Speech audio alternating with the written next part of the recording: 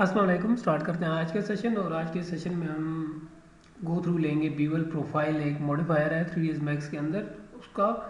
तो आपको मैं बताता चलूँ कि अगर पाथ के ऊपर किसी शेप को एक्सट्रूड करना हो तो उसके लिए आप कह सकते हैं कि आप बीवल प्रोफाइल को इस्तेमाल करेंगे। ठीक है, तो मैं 3ds मैक्स ओपन कर लेता हूँ और आपको एक सिंपल सी एग्जांपल देता हूँ। आपने ऑटोकैड भी की कर रखा होगा तो उसमें भी आपको काफ़ी इस चीज़ का आइडिया होगा। सपोज कर लें, सबसे पहले मैं एक सर्कल लेता हूँ, यानी कि शेप जो है वो बाउंडेड है मेरे पास। इसके बाद मैं एक लाइन क्रिएट कर लेता हूँ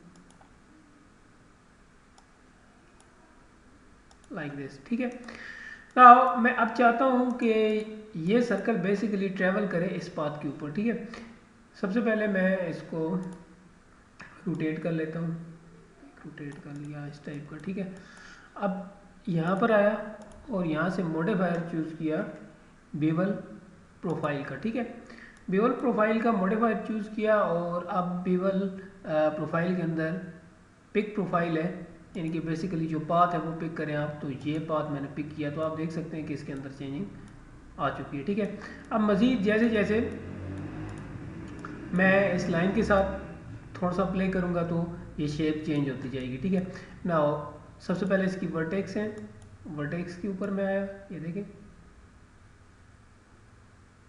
तो जैसे जैसे वर्टेक्स लाइन की शेप को चेंज कर रही है वैसे वैसे उसके अंदर चेंजिंग हमारी आती जा रही है, ये आप देख सकते हैं। ठीक है,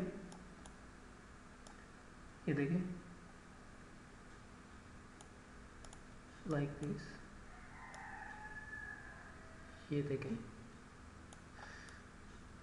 तो ये है आपके पास B1 प्रोफाइल का मॉडिफायर। इस पर प्रैक्टिस कीजिएगा, अपना ख्याल रखिएगा, ढेर सारा दुआ में याद रखिएगा। नेक्स्ट सेशन तक इजाज़त, अल्लाह हाफिज़।